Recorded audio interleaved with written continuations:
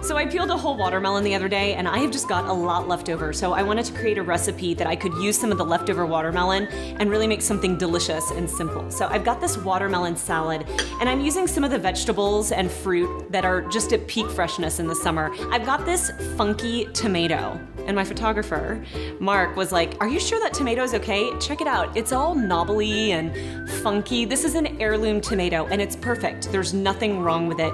In fact, you want to look for produce that maybe has a couple dings in it." And by the way, I've got lots of information about tomatoes, so you can always go to my website to learn how to pick the right tomato. But this is a gorgeous yellow tomato, and to make sure that I don't bruise it, I'm using a serrated knife.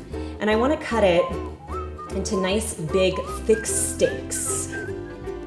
Okay, so I'm gonna put my pretty steaks of yellow tomato, and do you see how like it's green on the inside? Isn't that beautiful and unusual? Love it. All right, and now for the watermelon. You know, it's kind of hard to pick a watermelon and know what it's gonna be like on the inside. I happen to get lucky. This one is just beautiful and super delicious.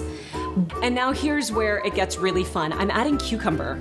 So the combination that you always wanna look for is sweet and salty and savory, maybe a little spicy. And now for that creamy feta. I'm a huge fan of sheep's milk feta. I'm just gonna crumble it on top. Some red onions. Just keeps getting better. Look at the color on this plate. Isn't that beautiful? Okay, I'm gonna add some mint and some basil. Look at this pretty living basil. I keep this in my kitchen all the time, by a window, water it, and whenever I need fresh basil, I can just pick it right off the stem.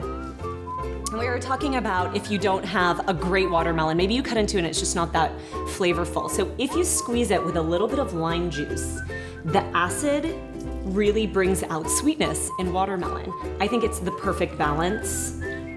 Finally, just a good glug of extra virgin olive oil. Just sprinkle it right on top.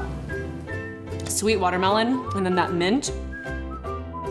This is all the flavors of summer on one plate. I'm Roni Proder. For more recipes like these, just go to my website, dinnerreinvented.com.